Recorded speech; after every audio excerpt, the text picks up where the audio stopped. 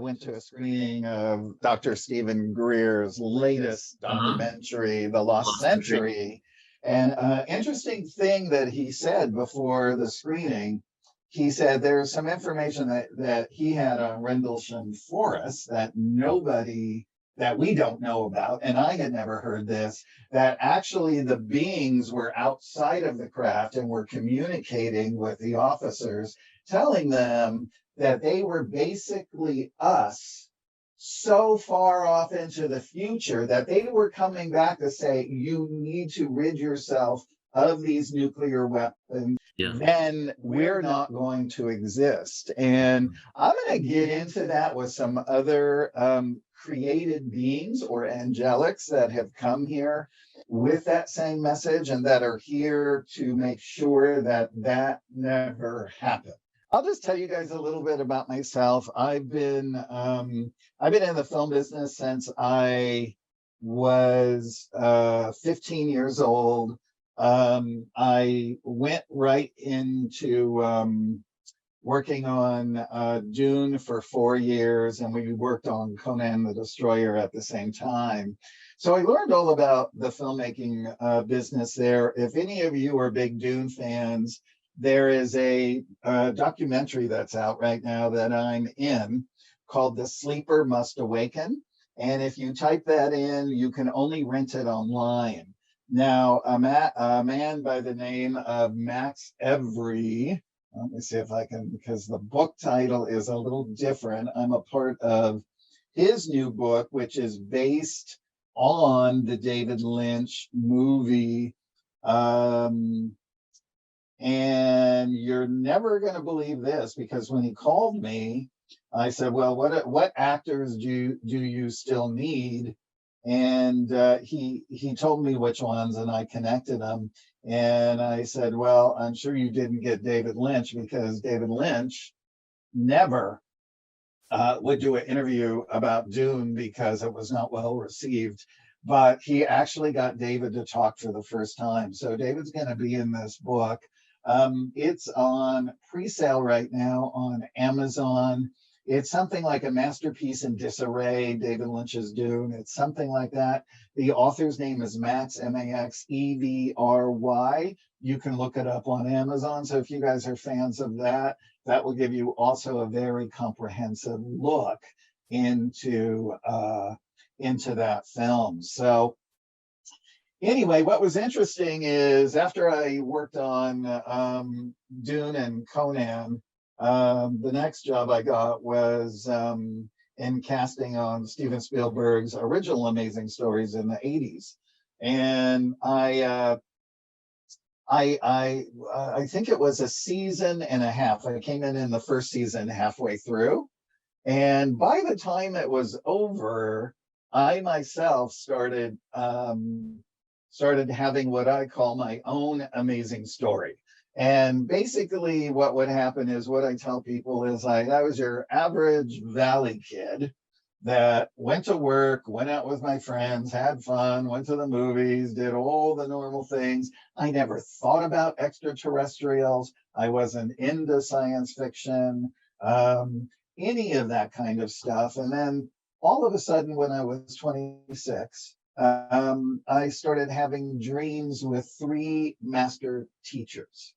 And I would just see them and feel this amazing love coming from them. And what would happen is then I would remember the dream in the morning, and then it would be out of my head, and then I would dream it again the next night. And this went on for 2 months.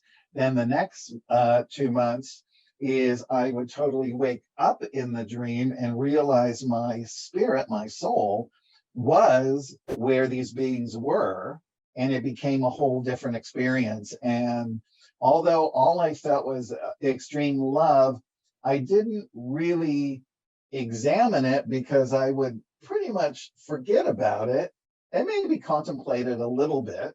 And then the last part of those 3, the last 2 months, which would be 6 in total, is I would go through, I would be in the dream, then I would wake up in the dream with them, and then I would wake up in my bedroom and they would be in their astral bodies at the foot of my bed.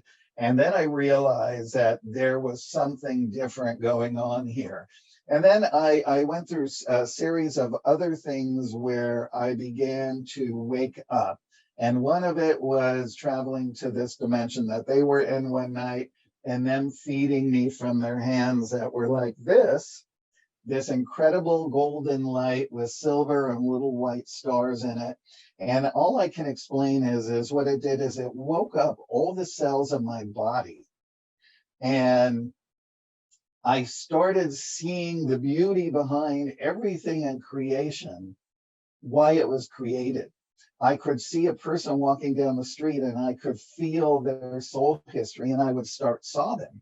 And I would sob because I just couldn't believe how beautiful everything was and how all of this was created just for us. I had never had that experience in my life. Now, this lasted for 8 months, and I sobbed, and I'm talking about like happily sobbing anywhere from 8 to 12 times a day. I had my casting office on Sunset Boulevard at the time. If an actor or actress walked in and I saw the beauty of what was going on in their soul, I would just have to excuse myself and start sobbing.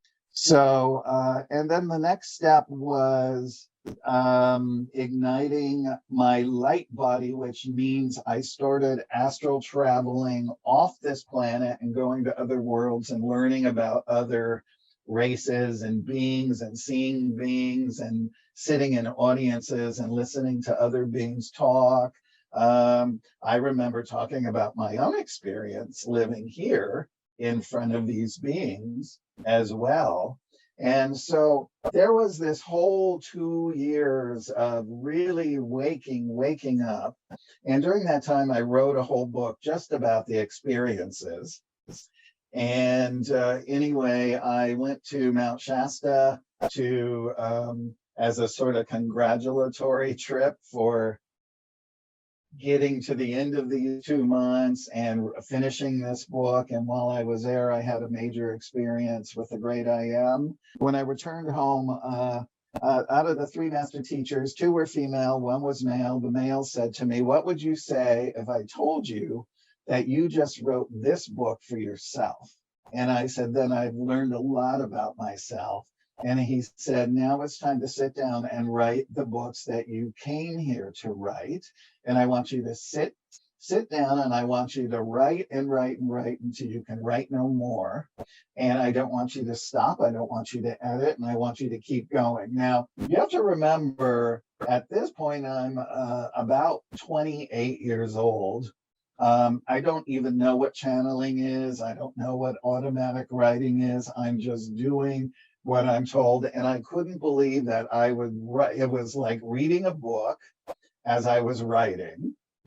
And the sensation was when at that time there were 3 portals in my little 1-bedroom apartment, and I could see their energy forms come through the portals. I've always seen energies like that ever since I was born. And anyway, when they would come near me, their energy is so strong that my body would ring with chills for 15 minutes until I really began to acclimate to their energy, and now being embarked on my own spiritual path and raising my own spiritual sustenance.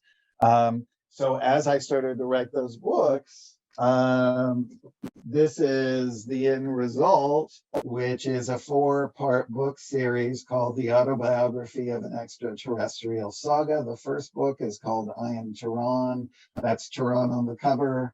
He's a Pleiadian. We're going to be talking about the Pleiadians today because I've got lots of wonderful information. Book 2 is Waking Tehran. And book 3 is Tehran's dossier. And book 4 is called The Hybrid Revolution. Now, I tell you about these books because everything that is in these books is what led me to be able to write the Extraterrestrial Species Almanac. One of the things that I have always studied is contactee cases.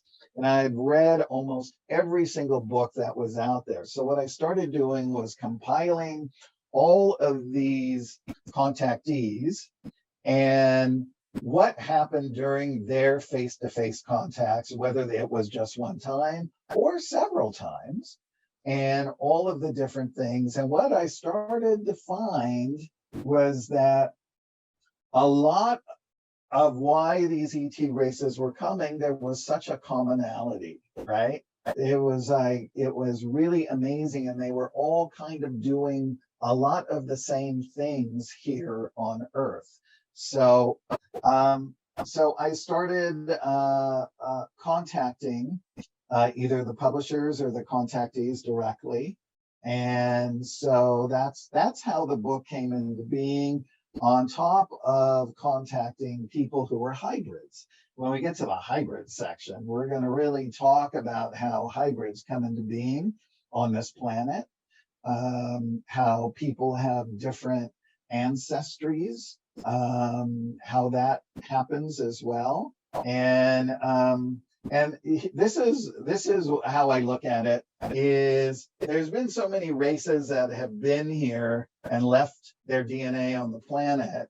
We are all really a hybridization of all of those races. We're going to just go and start with a generalization of grays. Now, we all know the grays as being the abducting, bug-eyed, negative beings that come in all different shapes and sizes. Some are small, some are medium, some are tall, some are taller. I'm going to get into a case I investigated where I actually caught a creature that was abducting this man on film.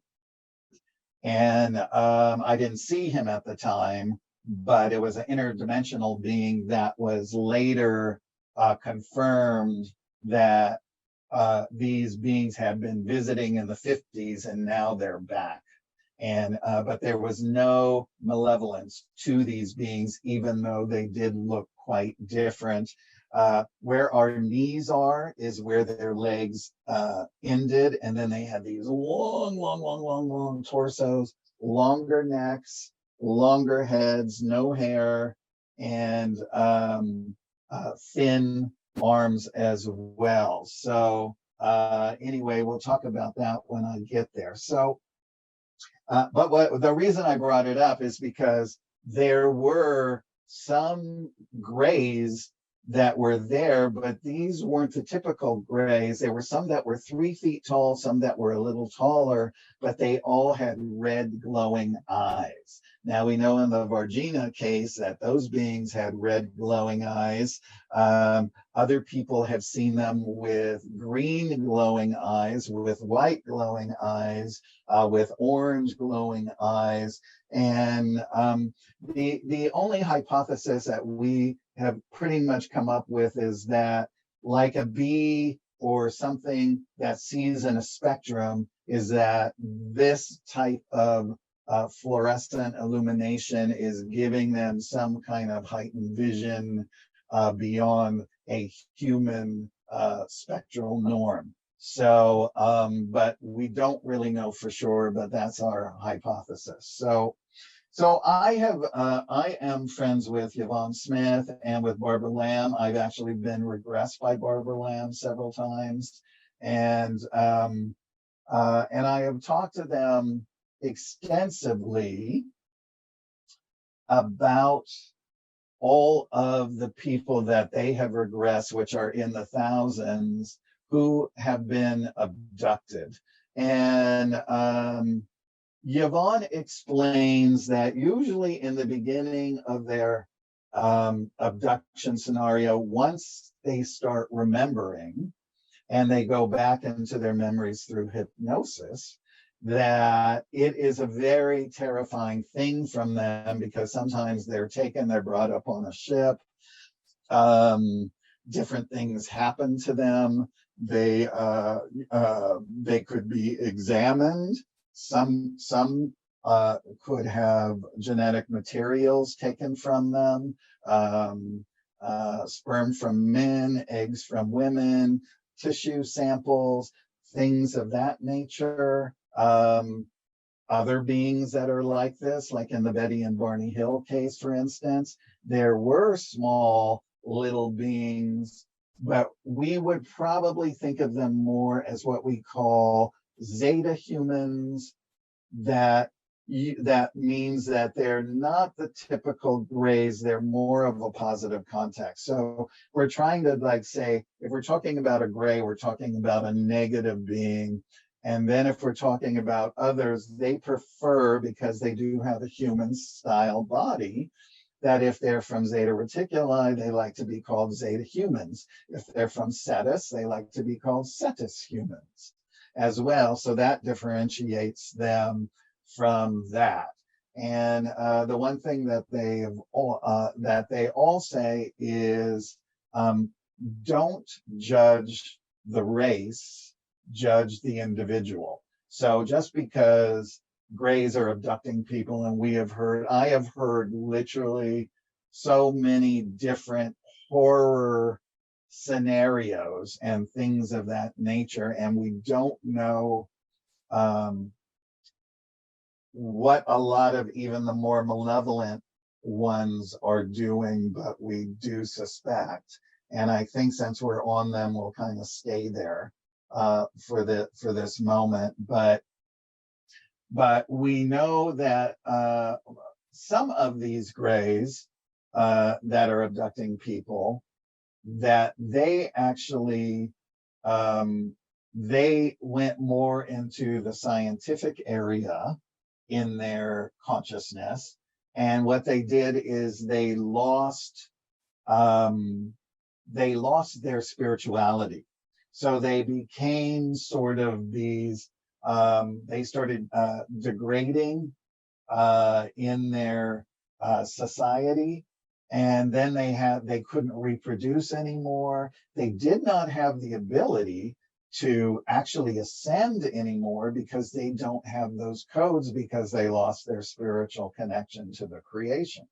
So what they decided to do was abduct humans, take their genetic materials, and then start reintroducing them into their race. But I met recently a young man who starred on a show, who literally was being taken up and shown his children up on the ship, and he was just blown away. And he could go out into his backyard and call ships in at any time.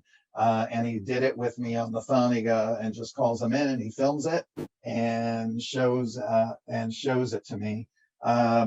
We do have one person in the documentary who talks about going up to be with her kids.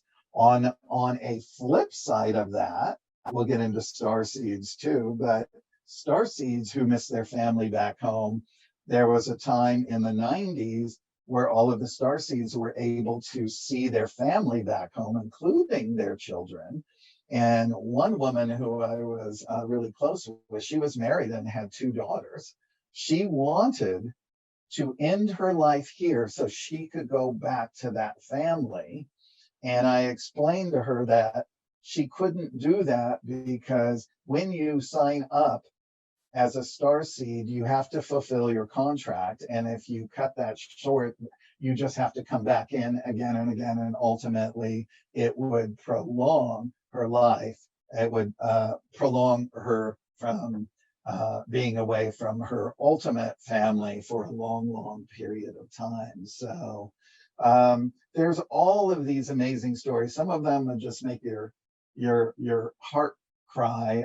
Some grays at one time, this was in the very early 90s, somebody brought me this gentleman who they had taken up on the ship. And I have never seen this ever again. And he was crying and he said, look what they did to me. And he opened his eyelids and his eyes here. And they had put an apparatus around the back of his eyeball. And you could see it when he lifted it up. And he said, they are now seeing everything I see. And he said, I know that if I were to go and have this medically removed, and I just think it's so weird that they would have to take my eyeballs out to do it. He said that they would just they would take me again and put them back in, right? We all know that a lot of other abductees from greys and reptilians have different kinds of metal in them. The man that I talked about earlier, where I caught the being that abducted, one of the beings that abducted him, he has an implant in his arm, and he takes a magnet and he just runs it up and down his arm like this, and you can see it like lift up and move. So anyway, it's so really what the difference is that the negative grays are abusing people's rights to choose whether they would lend their DNA or not, right? Now, when you get into the more of like if a Zeta human or other human species wanted to hybridize, and we'll get more into that, they would usually, it's already a part of a starseed's contract that when they're here, that if they decide to do that, that they would lend their DNA, but that is more for a purpose of raising consciousness here, because there's a seventh ray race that they created, which is from starseed genes here, which they now consider Earth genes, and with them, and then with raising the children with extraterrestrial genes of human origin. And then those children are actually born dualistic. They raise them to be fully conscious, and then they will be teachers all over Earth when Earth goes through the full transformation to help others go through the fully conscious transformation as well. So anyway, so we know the thing that the grays, the short, medium, tall, even taller, that and pretty much the taller grays do have dominion over the shorter grays as well. But they are complete service to self at any cost of any species. That type of thing. You know, I'm sure a lot of you have heard about Charles Hall, and I was lucky enough, of course, to see him speak, but then to have dinner with him and his wife afterwards. And at one point in a facility in outside of Vegas, one side is where the tall whites lived, working in a military complex, and on the other side is where the grays lived, working in a military complex as well. And there was always a human guard that was in between them that helped facilitate to make sure things didn't go awry. They were very leery of humans. And in the past, Mr. Hall said that they had killed many of the guards, right? So, and that the tall whites were very protective of their children, and that the grays sort of let their children run amok.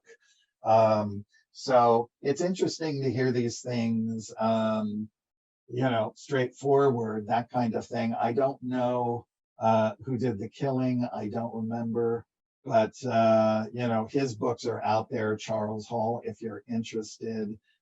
I think before I move on from the grays, the negative grays, is that what they have is they have this thing which is called a telepathic hypnosis.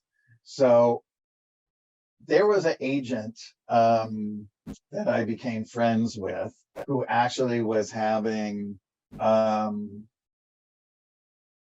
visitations he never remembered being abducted, but he said he would wake up in the middle of the night and a gray would be like, if his head was here, the gray's head was right here looking at him. And so they have this telepathic hypnosis, which sort of puts you into a paralysis. Now,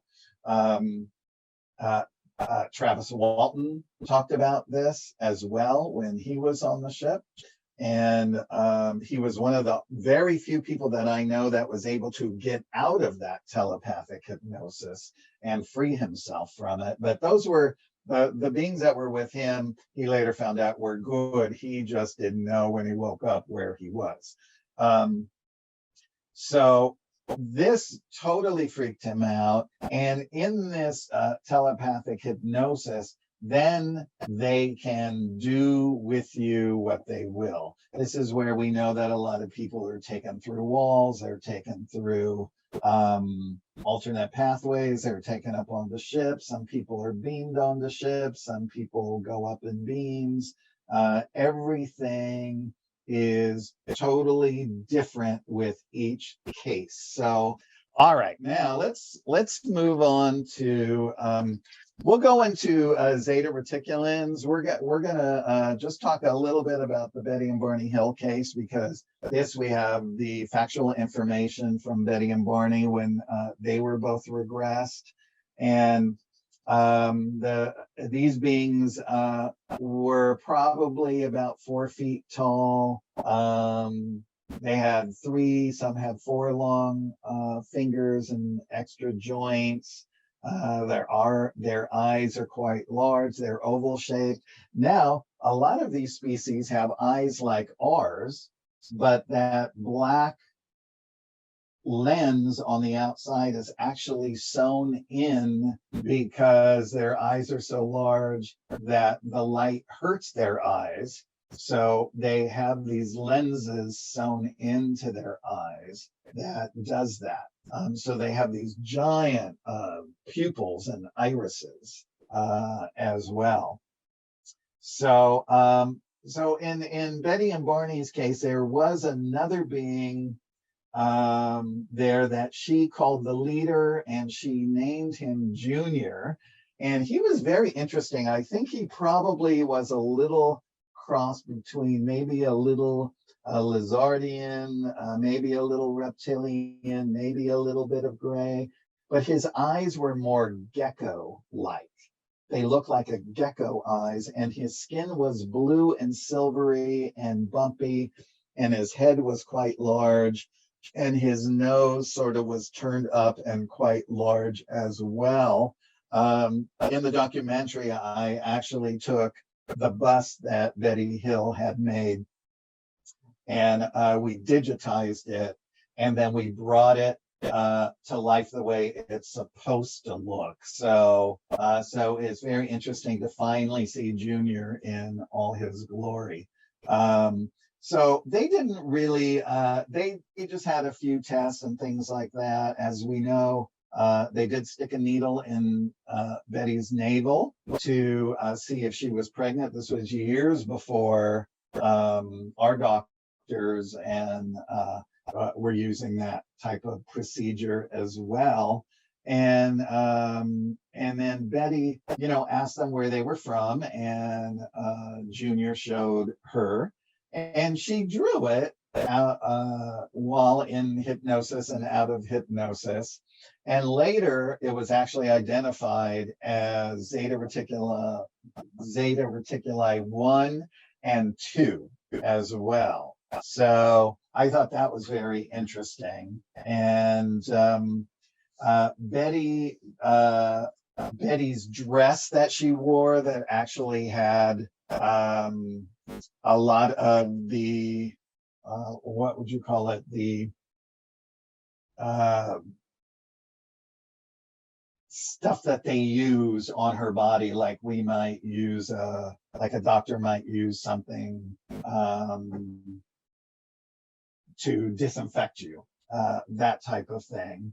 All of that is on the dress, and that kind of thing. Her bust is actually that bust and all of her stuff was donated to university, and I know it's in the book where it's actually at, and you can go online and you can look at it. So now, when I wrote the book, I had no idea what they were going to do on the cover, and when I saw that snake girl, as we call her, on the cover, I was really quite taken aback, and I literally was going to call the publisher and say, you can't put that on the cover. You got to put a human on the cover, right? And then I realized what they were doing. It's shock value, but the more I looked at her, she really is a benevolent creature.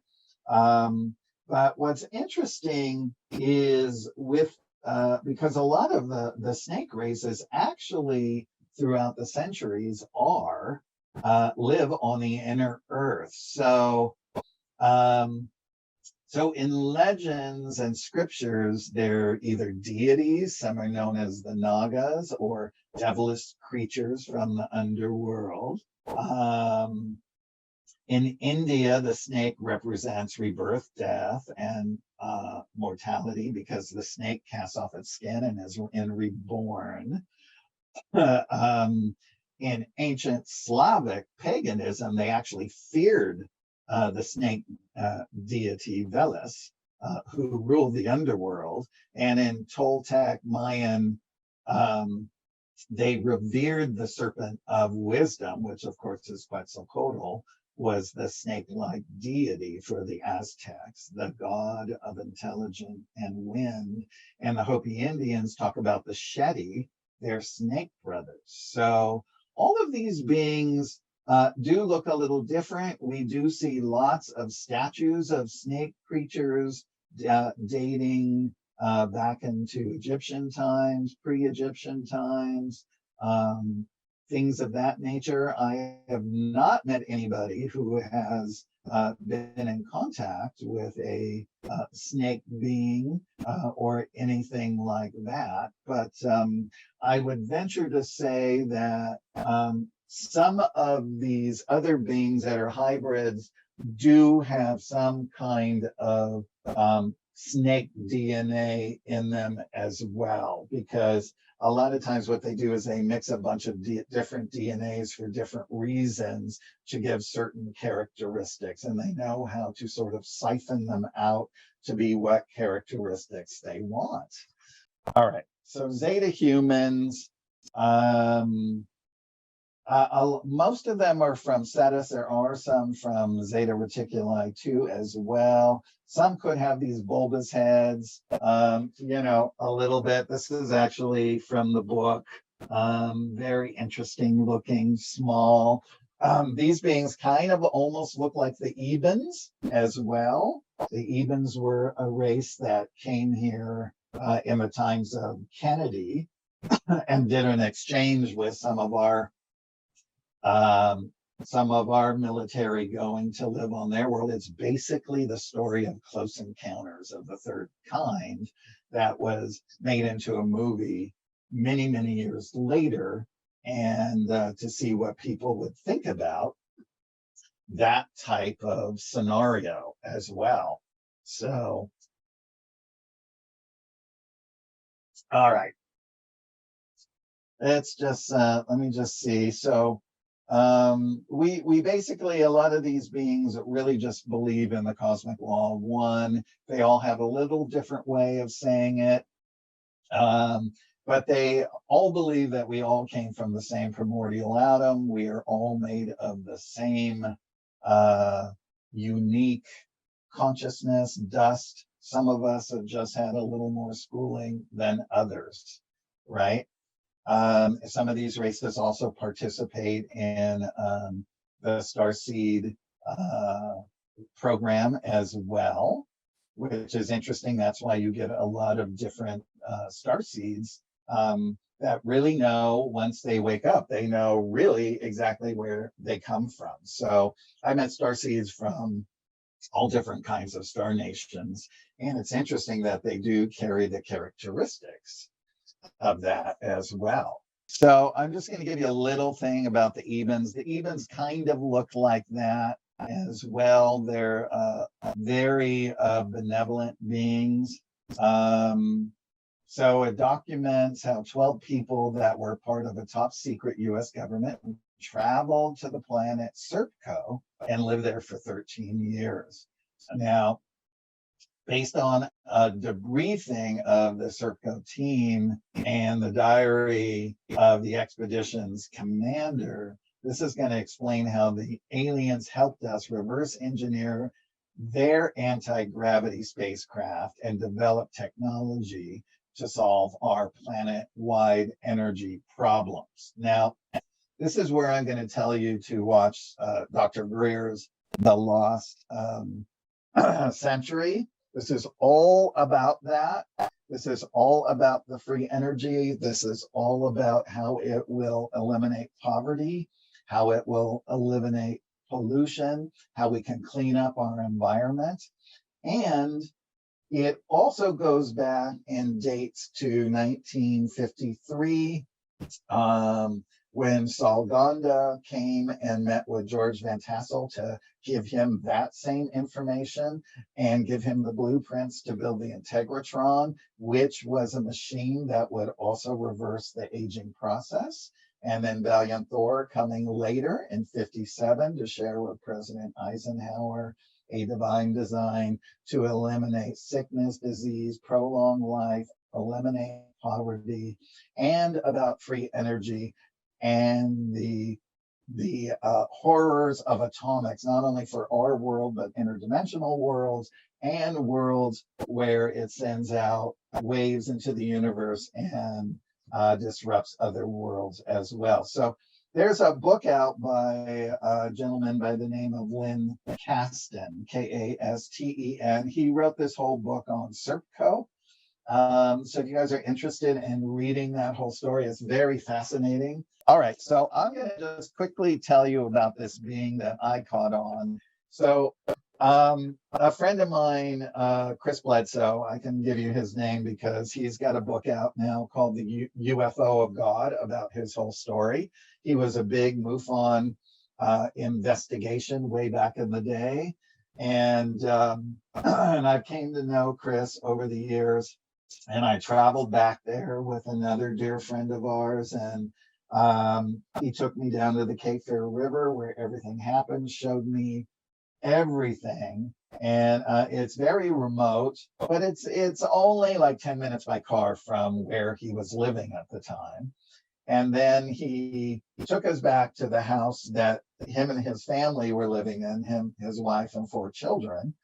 And they literally left that property because of many different things. But when he came home with one of his sons, the rest of the family was not home from just being abducted. And parked the truck in the back, and they were running to get into the back door. He saw the beings starting to walk out of the forest in his backyard, like walking towards him. The son showed me the house was levitated up. You had to kind of walk up several steps. And the son showed me that he said, this was my room. And when I looked down, it was standing right there looking up at me. And, and to hear these people and the fear that was going on in them as well. But then also at a certain point, there was a tree in their backyard that spontaneously combusted on fire. And from it, the lady, as he called it, came from it and started delivering messages. So again, feeling fear of these being abducted and that type of thing was not that in actual fact. It was sort of a precursor to the lady coming and delivering messages. So his story is very fascinating. So as he's telling me the story, I've got a Minolta camera and I'm snapping pictures in the forest. The next morning, by the way, I never looked at the pictures until the morning when I was in the hotel. So the second I saw it, I totally flipped out. And I immediately called them. Oh, good. I have it here. All right. So this is, all right. So this is our other friend, right? So sorry for the glare. Let's see if I can get rid of that. Nah. You could see her standing there. The flash from my camera made this light up, but if you can see right here, there's fingers coming out of this light, which we don't know where that light source came from. When I had the photo blown, he's got goggles on. Let me see if I do it like that. You can kind of see it only wants to show part of his face in the light. He's wearing goggles, and these goggles are interdimensional goggles, as if you were looking through night vision binoculars. These are interdimensional.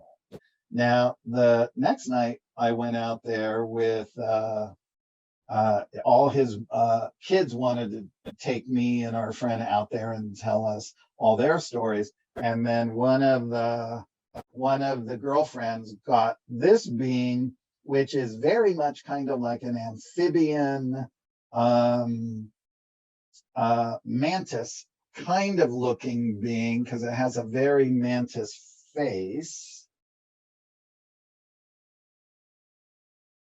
right there in the forest. I think you can see its eyes on the side there. So, and this is the tree that burns. There's me and Chris. And that's where the tree burned all on the inside. He said that tree was dead, and after it burned, it all came back to life. So, anyway, his is an amazing story. So if you guys are interested in learning more about his story, UFO of God, you can get it on Amazon. It's only released maybe within like the last couple of months. All right, so let me just see one more. I want to talk to you. Let's do this one. All right, mantis beings. Okay, since we kind of just talked about that. So mantis beings are the most enigmatic creatures out there, because when I spoke to Yvonne, she said they're always lurking in the background during an abduction, whether it's a positive or a negative one. And what they don't know is, are they overseeing it to make sure that everything is going right? Are they the bosses, or what's going on actually with it, or to make sure that the beings that are actually doing it, that they are doing it correctly to not hurt the human being. So there are so many different kind of mantises. I was able to interview an actual mantis hybrid, which I was fascinated to hear all about this race. But they're pretty much, they are totally benevolent. They're anywhere from 7 to 10 feet tall. I myself, when I woke up, and one night I was astral traveling, and I looked down and I saw a mantis the size of a football field. Don't know what it meant then, don't know what it means now, but it was definitely maybe just making some kind of connection, because they are very benevolent, and they do seem to assist people. But people who are having abductions, when they see them, because they are scary looking, they tend to be fearful of it.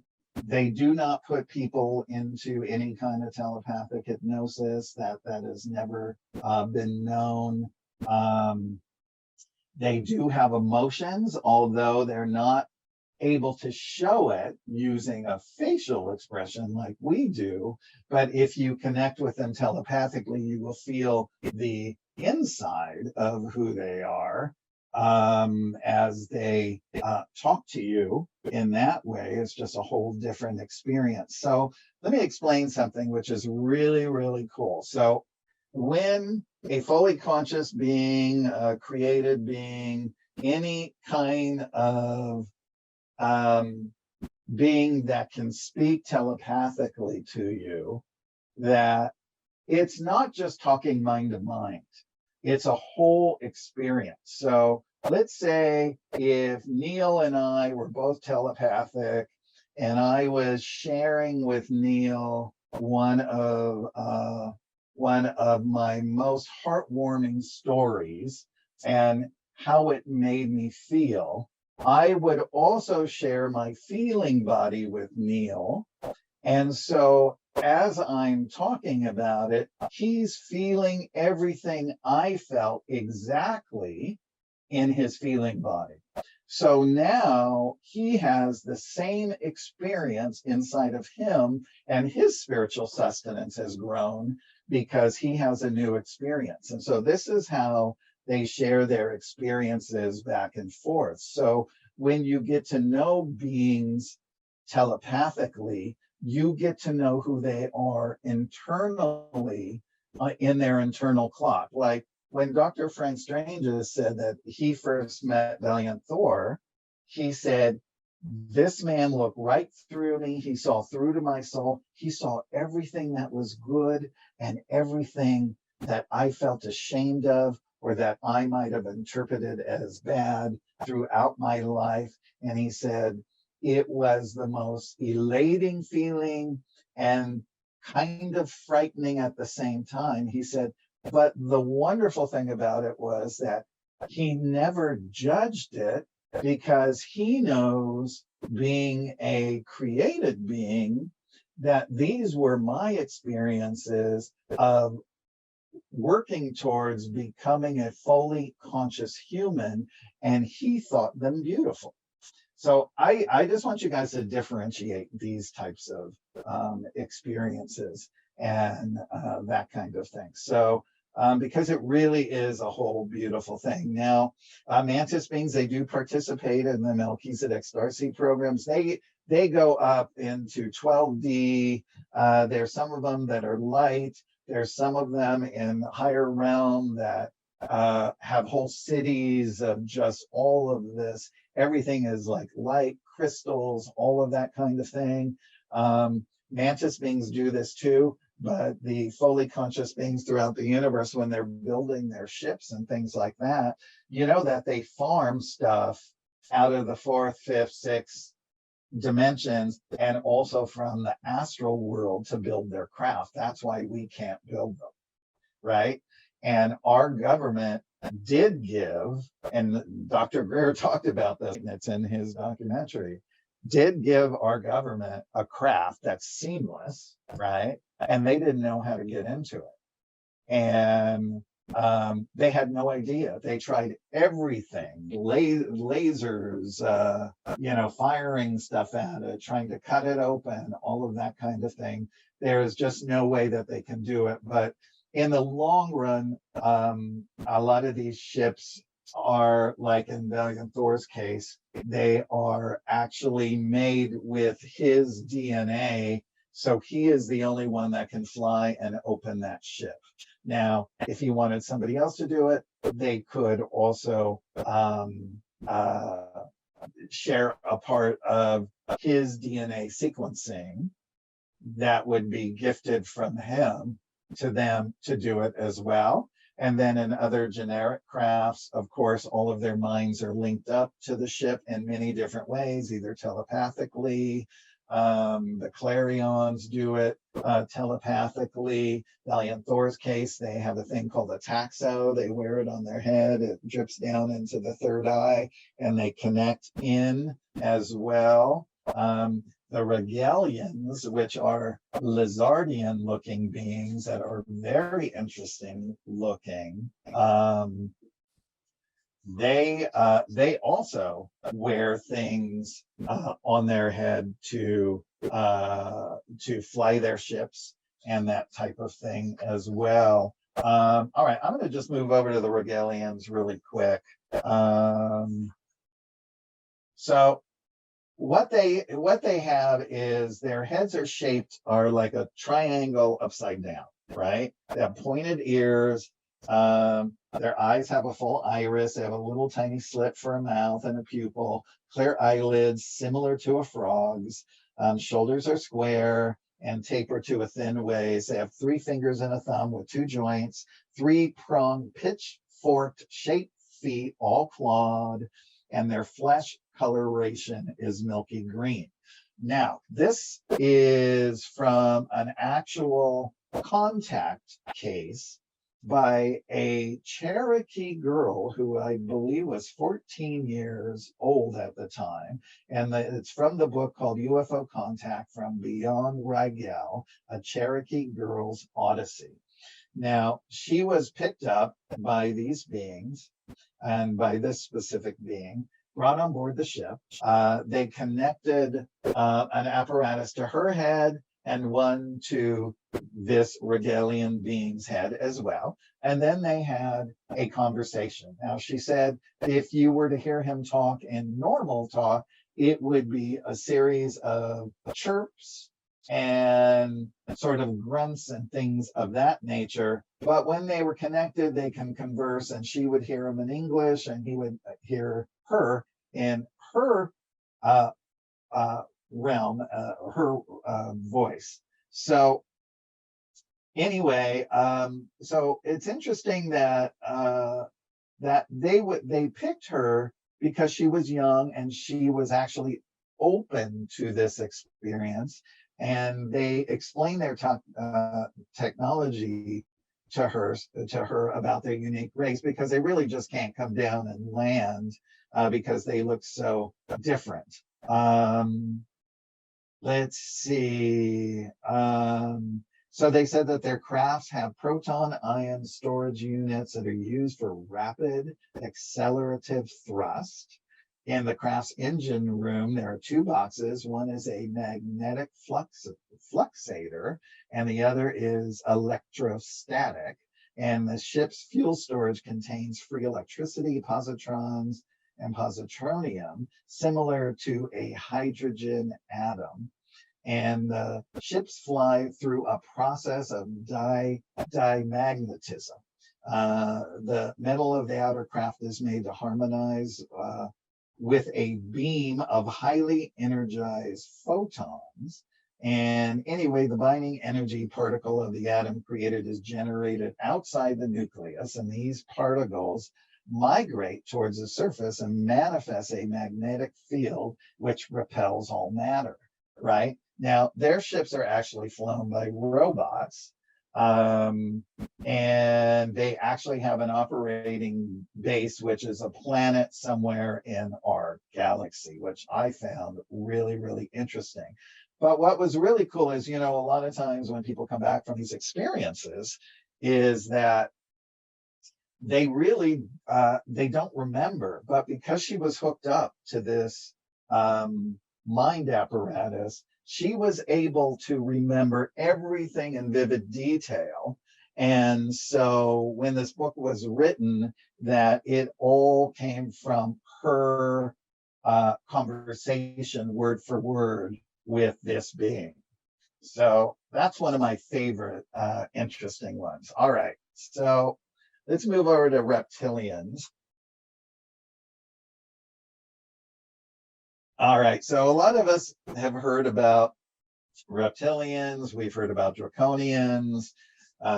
We've all heard how they, I guess what's the easiest way to put it, how they sort of take over planets secretly and rule them from afar, and that the people of those planets are basically slaves, but they think they have free will because they're using it for mining, they're using it for resources, cloning as well, dominion, that kind of thing. And that one of the things that we do know that the reptilians do is that they they create hybrid races, and they create them for a whole number of reasons. Some of them are to be warriors, to be more negative beings that they can control. They isolate things so that they can actually control them in their mind, although there's been a lot of cases where some of these races have broken free and got away from their rule. There are also very positive reptilian races as well that have gotten out of that empire. And the whole story goes with the reptilians is that way back in the early stages of the universe, when the Lyrans were lived on several planets, which were giant Nordic beings and also feline beings that were sort of like lion and lioness humanoids as well, that they came upon their worlds and saw that they had these abundant resources. The Lyrans were very hospitable to them, and they started warring with them and destroying their worlds. And so a lot of those beings then set out, the Lyrans then set out into Vega, the Pleiades, Sirius, all over the universe, as well as the lion feline beings as well. Some of those moved into Sirius and other places. And what I find really fascinating is, the Syrian race is a brown race, and Syrians are also the lion feline race.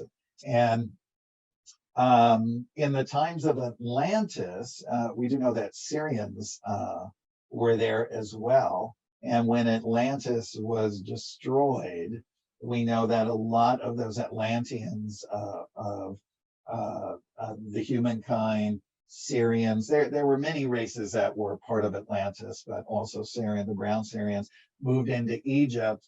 And when we look at all of the Egyptian statues and things, we also see that there were also lion and lioness goddesses as well. So is that a sure tale sign that these, that these beings did come from the stars?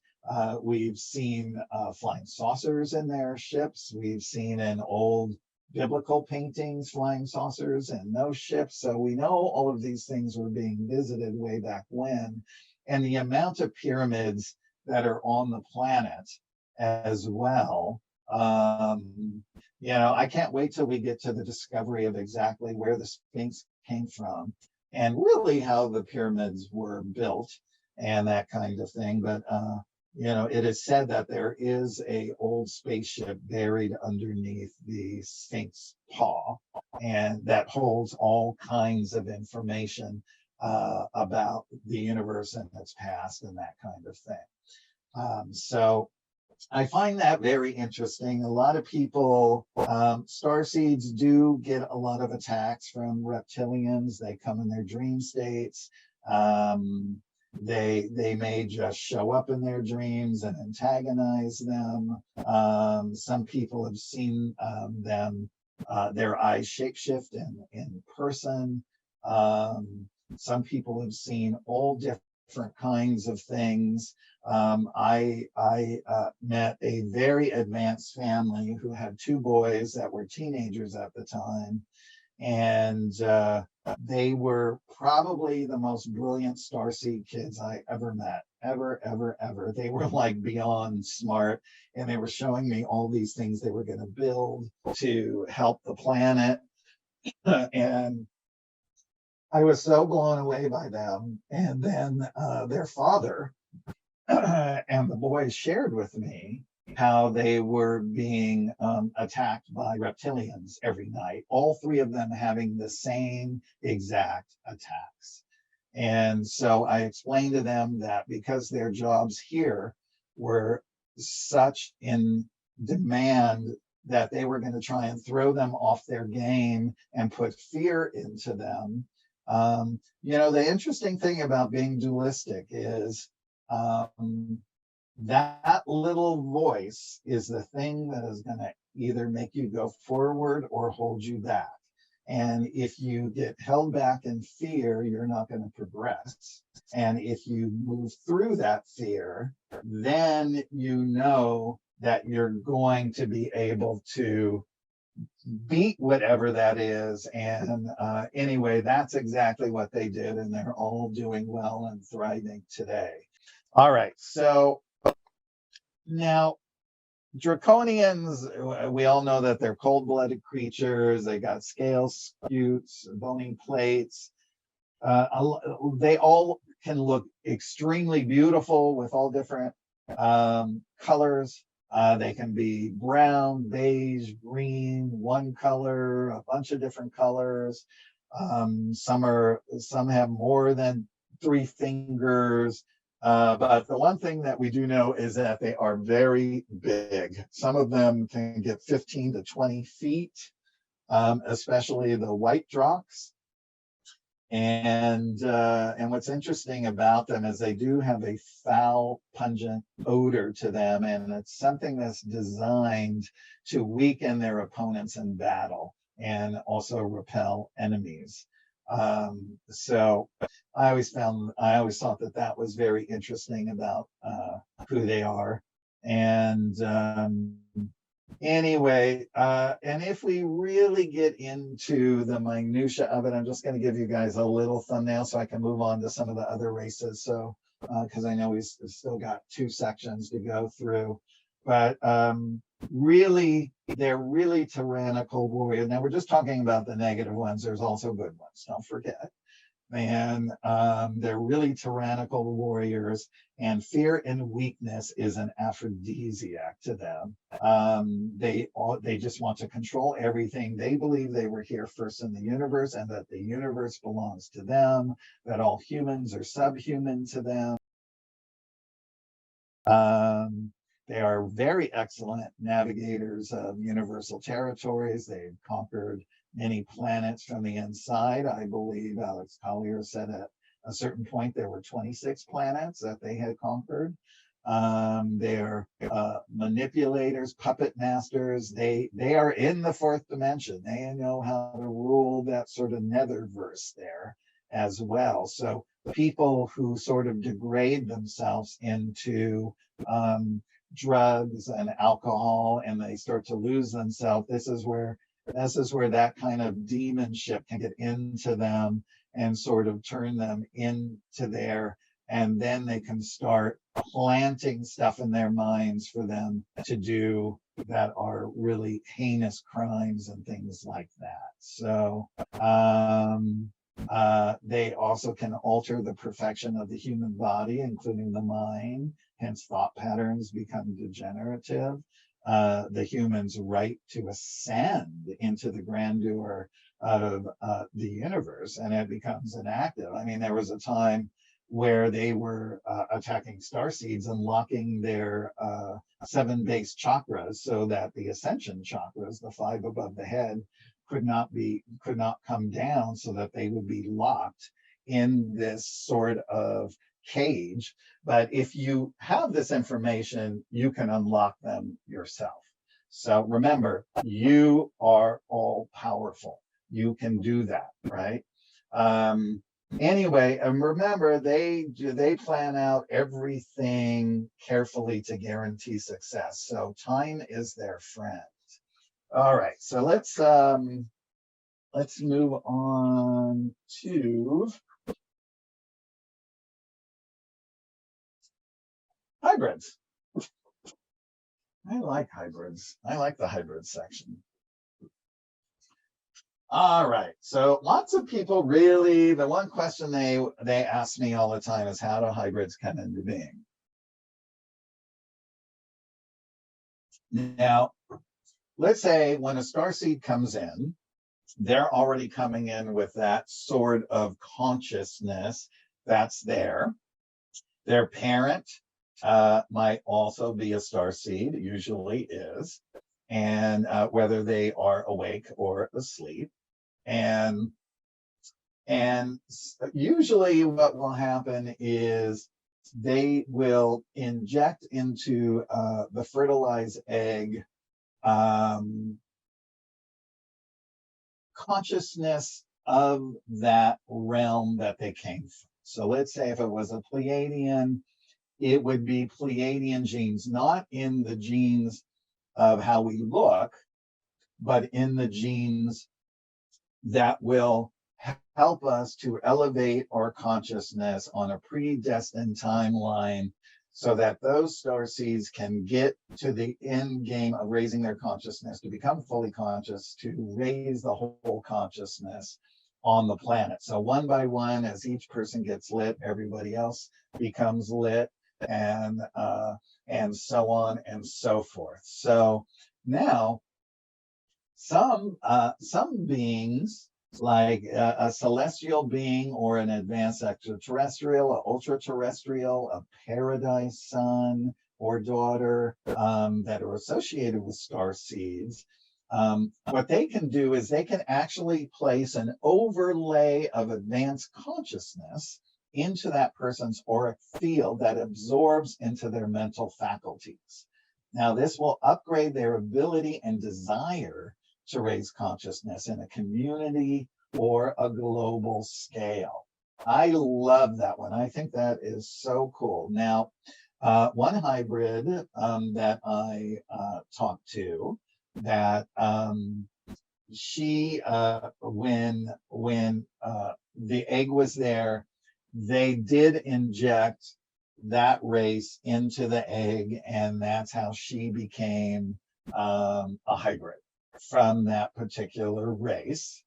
And other times, Barbara Lamb explains that in all of the work that she's done, that it could be when that child is 5 years old that they'll come in and they know how to upgrade that being's DNA to match the DNA of the consciousness of where they came from, right? It could even be a couple of different races if they wanted to as well. So maybe that person needed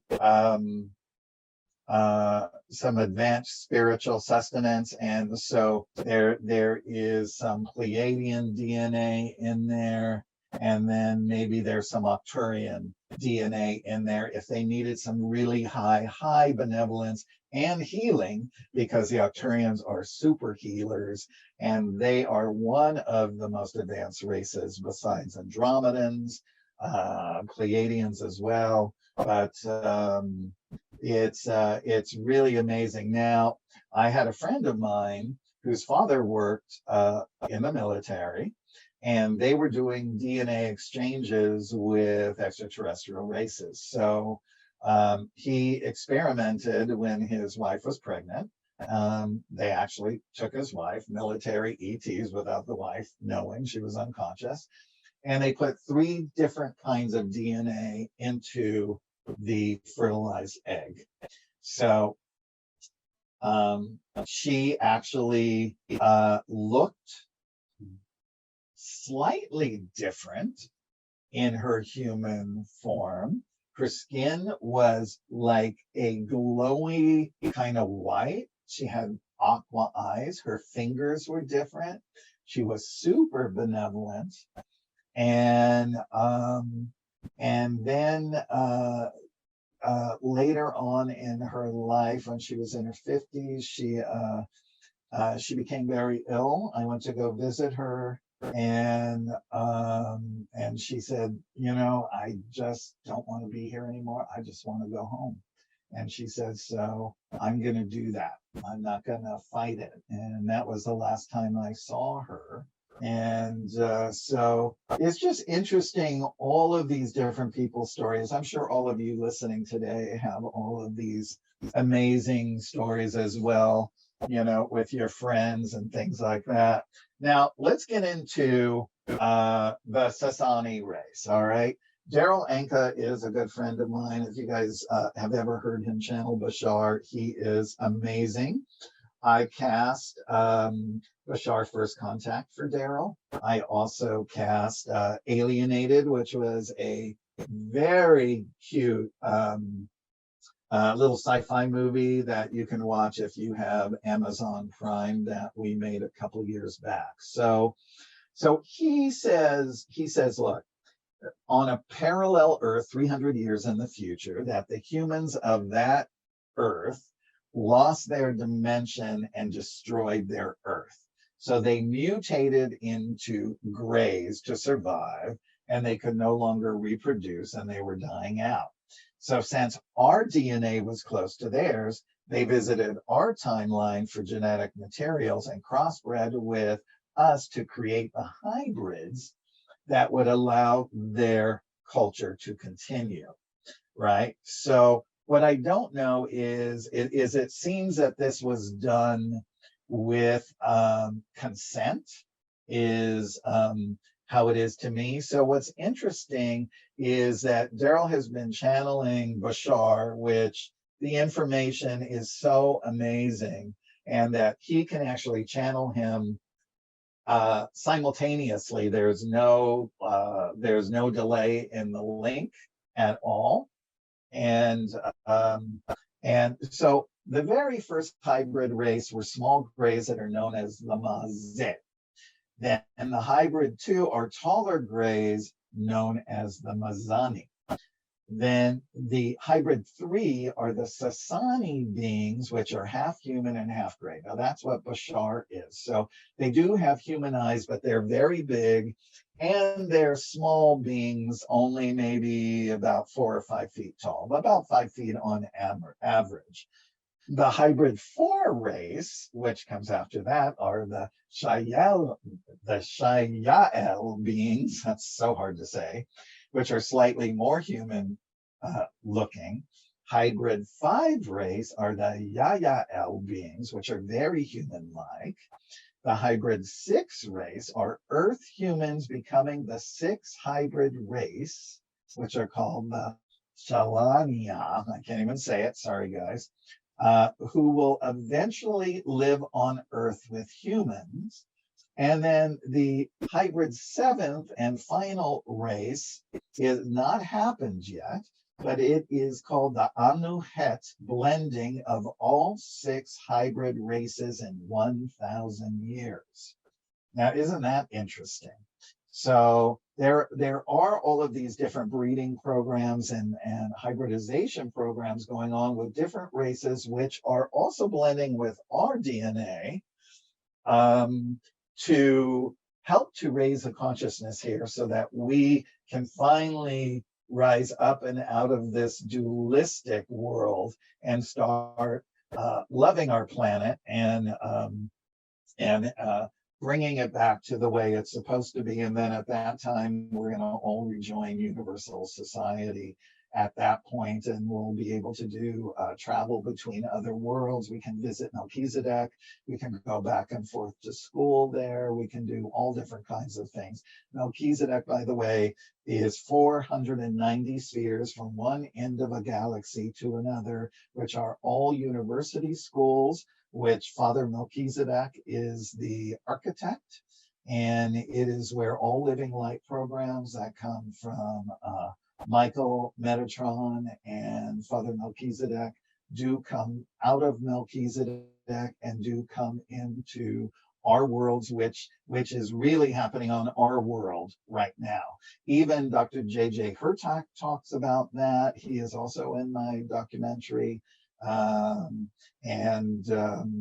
I don't know if we're going to have time to talk about the Melchizedeks, but I do go into the Melchizedeks in the documentaries. So I want to just talk to you really quick about the soul czars, because this is one of the coolest hybrid races. So they're giants. They stand anywhere from 12 to 15 feet. They're Syrian, by the way. They're very tall. They have slender arms, hairless heads. Some decorate their heads with simple jewelry, that kind of thing. They move very elegantly, and But what this race has done is over time, um, through their own hybridization program for their own race, their brains are like their heads are really elongated, right? And their brains are literally like living computers, and they retain vast amounts of knowledge. So they're created this way by using 33 human DNA chains from across the universe of the most intelligent races. Now, over the next millennia, they're going to upgrade their DNA chain to join 11 more highly intelligent human race genomes into their DNA pool, bringing their DNA chain to 44 races, right? So these beings are really proficient geneticists as well. They are probably, I would say, when we get into higher dimensions, along with Syrians and other races as well, they are extremely, they're what we would call the brainiacs of the universe. Forgetting anybody? All right, so let's move on to some of these humans, which all of us are. All right, let's go to Agartha. I love Agartha. All right, now I was very lucky. I have a friend who is still alive, who is very old, who has been everywhere, lived everywhere on this planet with some of the most amazing beings, and have met some of the most amazing beings, including inner Earth dwellers that are humans. So she has shared with me a lot of information over the years. Now, Agarthans, as we know, they're inner Earth inhabitants. They're a highly advanced society comprised of ancient Lemurians and Atlanteans that went underground, that forewarned of this destruction of the surface civilization. So they knew in advance, and they went underground. And there were other races already living there as well.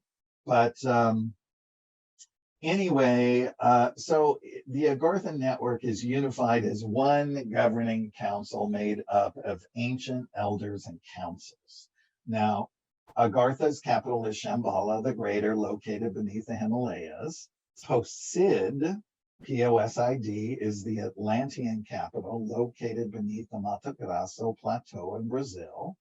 Telos is the Lemurian capital, located beneath Mount Shasta in Northern California. Now, I've been to Mount Shasta many times. It is a mecca for UFO activity. Many people have seen the Lemurians. So Agartha really is the cradle of our civilization. There were civilizations before that. And just like us, they have a myriad of different beings, different looking beings, different size beings, all different kinds of color beings. You know, when we get up into the other worlds, you know, we have blue beings, green beings, yellow beings, orange beings, white beings, black beings, brown beings. And then when you mix all the colors, and when people have children, you get different colors as well. So it is really, really beautiful when you get to start to see all of this. And I have seen it in the sense that when I woke up and in my daily meditations, my mind would be a mind internet of the universe, and I would see beings come in and go as if I'm looking at you right now on the interior of my mind. And sometimes they would just stop so I could see what they look like. Sometimes they would talk. Sometimes they wouldn't talk. I had the pleasure of knowing Dr. Frank Stranges, who is close with Valiant Thor from the time he was 32 up until his death at 81, and his whole complement as well. And he talked about being on not only on Victor 1, Val Thor's flagship, but also on the Starship, which had beings from all over the universe. And he would talk about all of yes, the rainbow beings as well, Monique. You're absolutely right. He actually told me that he saw rainbow colored beings on the starship, that he saw beings who had zebra like skin. And I had never heard that, and I had never voiced that. And I was listening to Linda Moulton Howe one day talk about a person who was being taken up on ships, not abducted, but with her will. And that she was in contact with these beings who had zebra skin. And I just thought, wow, there you go. There's a confirmation there. I've been contacted by people who said, have you ever met the peppered Pleiadians? They have peppered colored skin.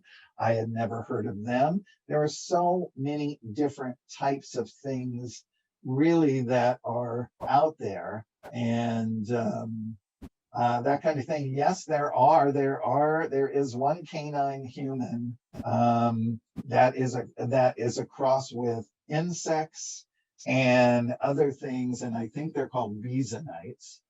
They're also in the ET Species Almanac, and they're sort of a combination of a lot of things, and it's a very, very benevolent race as well. So now, interestingly enough, in Agartha, most of the cities are governed by a Melchizedek master teacher. In Telos, it's Adama, and the high priestess there also from Melchizedek. Also, in other literature, a book called The Smoky God, when two guys went in, that they went and it was a land of giants, and that these beings were very tall, as we know, and some are 15 feet tall or more, and that it was also governed by a Melchizedek master teacher. Dr. Richard E. Byrd, or Richard E. Byrd, Admiral Richard E. Byrd, when he was brought in, he actually talked about the giant beings and how benevolent they were, and talked about their civilization there as well. So we know that the hub, we're told from one of the Lemurians, that the hub for Melchizedek in our galaxy, the main hub is on the interior of Venus, and that all of the planets in our galaxy are inhabited. They're all inhabited on the inside of the planets. They're able to go in and terrace them out and make them spaceships. Very interesting. I'll just go into it briefly. So floors can have synchrotron skies. You can look up, it looks like you're in infinity. By the way, they prefer to live in these environments because they have what we would call the God gene. They have full power to create these kinds of things because they are in full unification with creation itself, especially the created beings. So on ships and even on Valiant Thor starships, there are forests, there are everything that you would see on any planet. You have all those same luxuries on a giant starship, a mothership, that kind of thing. Also, what they do there is they keep their resonation fields there, which keeps all of the cells looking young, and so all of them never age. They will only look anywhere from 25 to 35, and some might want to prefer to look 40. When they become old, some of them, they can alter their age to look older if they so choose as well. And for, like, let's say created beings or immortal beings, they could go for 14,000, 20,000 years, and then they can shift into a whole new personality if they so choose to do that. They have that within their power. So if you can imagine being the same person for eternity, it might be a little boring. You might want some experiences, some different experiences. So anyway, I love Agartha. There is said to be a big library down there, like the living library of the Akashic Records, or Akasha, as I call it. And what's interesting about that is that everything is actually stored there as well. And like right now, as we're all having this experience, our soul is actually recording our experience into the Akashic Records as we speak. So, yeah, okay. I'll talk about Valiant Thor now really quick. Valiant Thor never left. He is still here. He is here for the duration of the ascension of all beings on the planet. He's not going anywhere. His ship is stationed at Lake Mead as well.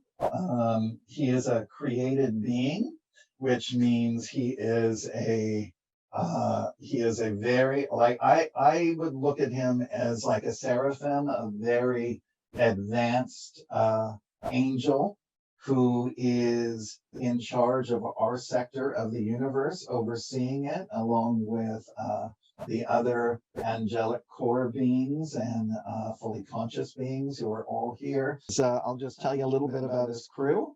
His 4 vice commanders are Vice Commander Teal. She is Rubenesque. She has a red hair parted on the side that goes to about here. Porcelain skin, green eyes, incredible human being. She teaches beings in the universe about us and about duality, and she teaches beings they bring on the ship about others as well. All right, so let's just sort of go over quickly. So we know Andromedans. Some Andromedans are light-skinned. A lot of them are blue, different colors of blue. What's really cool about them, there's also part of them in the Andromeda system. There's the 24 elders of the throne that are located in the great city of Beta Andromedae and Andromeda. There's master teachers, constellation fathers from every star nations are counseled by them to mend problems under their outer space jurisdictions as well.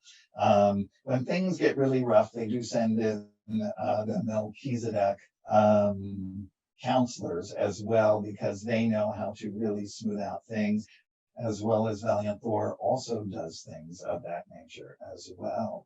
Andromedans also participate in the Melchizedek Starseed program. They have command centers above and below Earth as well. And and like I said, they're all, and by the way, they're also master teachers of Merkaba vehicles, which is our own spiritual sustenance, where you can create your own vehicle to sort of where you're within, and then you travel to other realms and other places as well. A lot of them are able to do that in Beta Andromedae.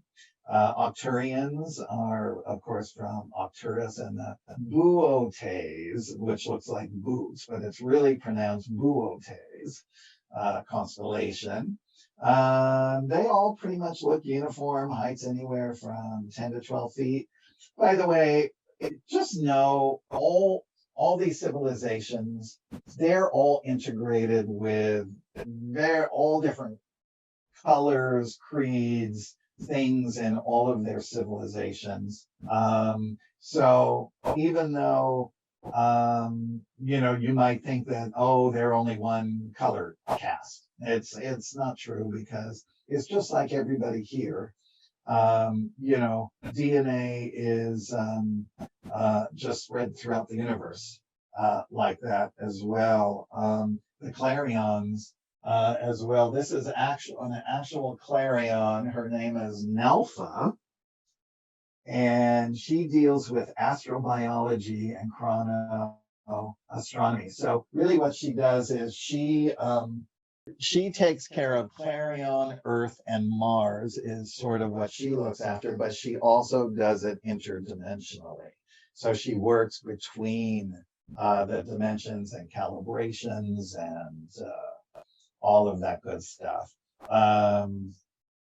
And Octurians, by the way, they serve the supreme creative force, and they protect our sacredness of life throughout creation. And they're, like I said, they're also counseled by elders as well. You know, it's interesting. Like I said, you guys all know about the telepathy. They do speak the light essence language as well. Some of them are holographic. Some of them are sympathetic telepath. Some use a thing called coagular wave bending. And what this is they're able, the really advanced beings, they're able to encode a band of light with a particular message, and they can send it to the past, present, or future of any timeline to actually interact with a being. And that being will not know where that actual message came from because they receive it as intuition. Now, the Arcturian fifth and sixth dimensional beings, they're the ones that are primarily also working with our consciousness raising programs now as well. All right, Itapurians. These are really interesting. This is from a book called UFO Contact from Planet Itibi-Ra, ITIBI-Ra, R-A. And what's interesting about them is they're indistinguishable from Earth humans because they were Caucasian appearing or with a light brown skin. They're normal heights. They actually walked really elegantly and that kind of thing, as if they were gliding on air. But they had these very thin jaw lines, right? These little rudimentary teeth. Small tongues, and they wore a guard on their upper and lower gums to not reveal the deformation of their mouth, because on their fingertips, they wore these little tiny gloves because they lost their fingernails. And all of this came about because they went to a liquefied diet. And so what they do is they go around to different worlds, and they came here and they were in the Peruvian Amazon, and they were mixing with the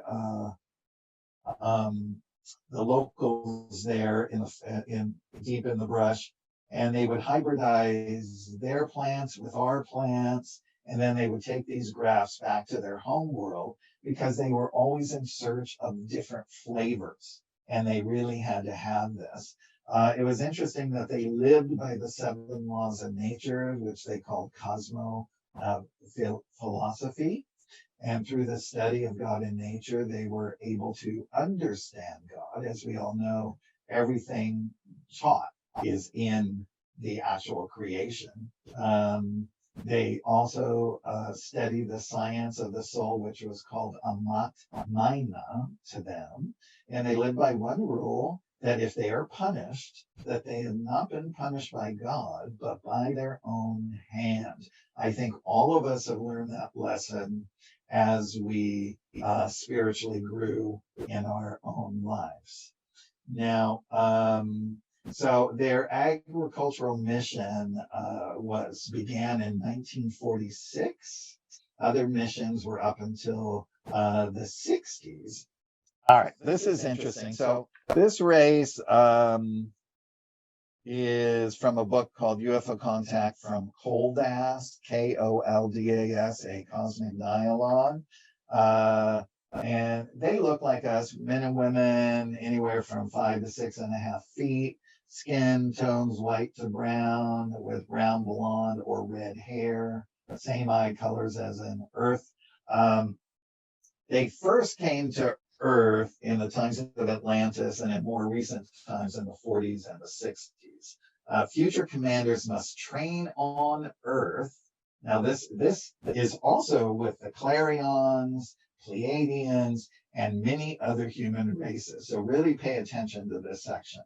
Future commanders must train on Earth who will be later assigned to outer space regions above the planet.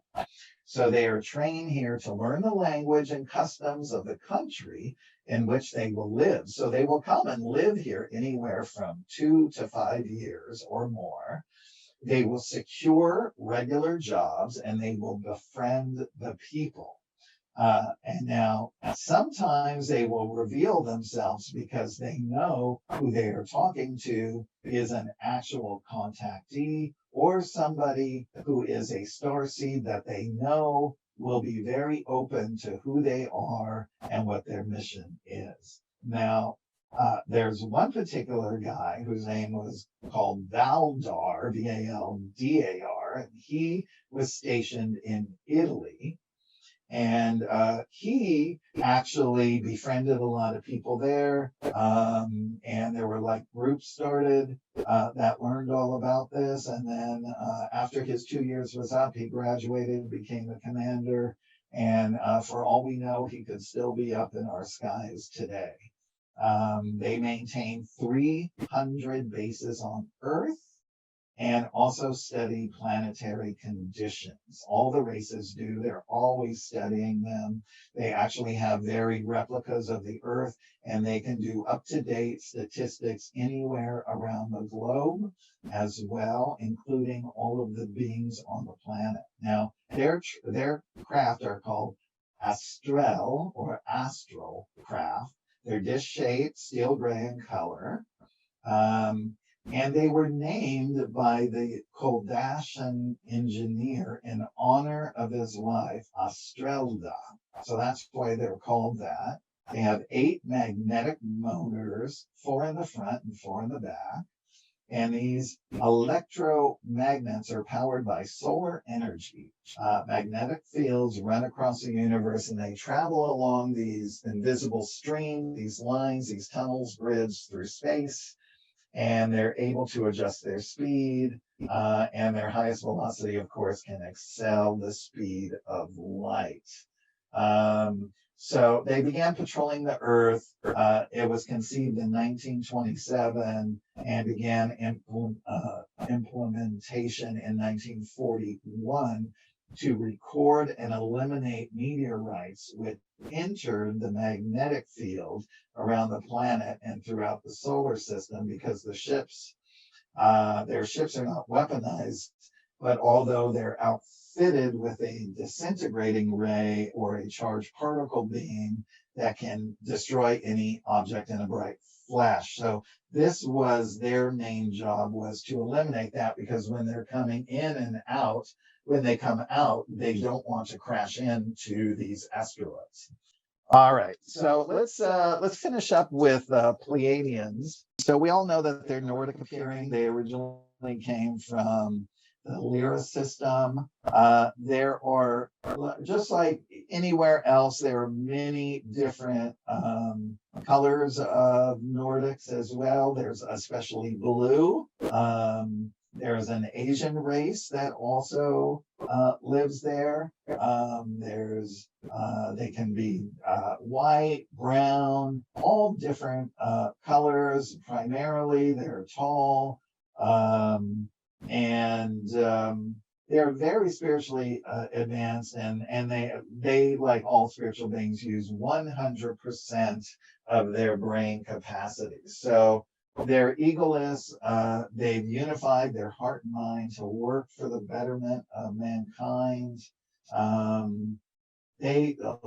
love, how they say this. They say we are the particles of the cosmos in its infinitesimal and grand state. And what I really love is that they practice a unified field of trust, truth, and unconditional love, which reaches out to interact with every particle in the universal fabric of space and time.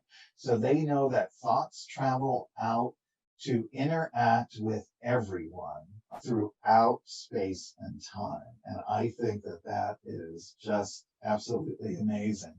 Now, there's also the starseed alignment, which is which Charon, who is the Pleiadian of my book series, He actually is the lead professor, the head professor at Melchizedek, that teaches starseeds that are coming into Earth who they will be when they get here, what race, what color, what creed they will be, what religion they will be, what they are expected to learn here, how they are expected to raise their consciousness in a certain period of time, even if they are born into really strict, stringent, rising consciousness families that are stuck in the mud, that kind of thing. And so he teaches them before that, but in the end, what also happens is all of the starseeds that come in and out, they will all be every race, creed, religion, color on Earth. And then when they come in as a mighty messenger, after they have all of that information now inbred in their beings, that now he helps the mighty messengers come in, because now their mission is going to be to raise consciousness on a global scale.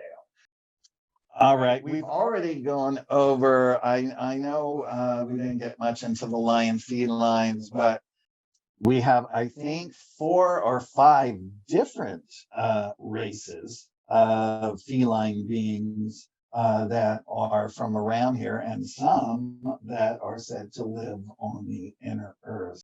All right. So to close it out, brother, what does this all mean for us? Like, where do you see us going? And do you feel like we're on the journey there? What can we utilize and embody in our lives to get there even sooner? Or do we not even have to be concerned about that and just, be present? What are your thoughts on that? I always say be present. I don't watch the atrocities in the news or anything like that.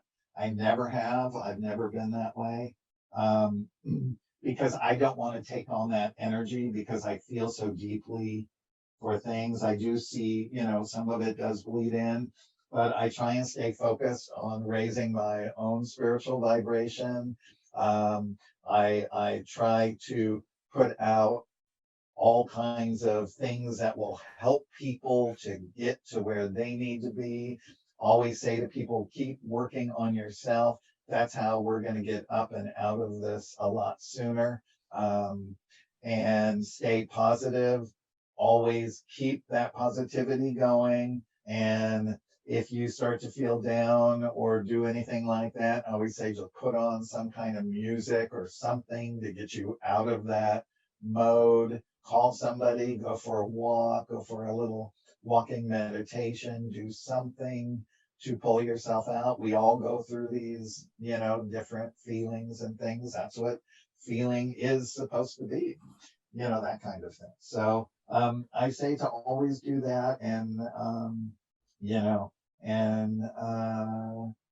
do little random acts of kindness. I love that. Brother, thank you All so right, much. everybody. Thank you so much. Blessings to all.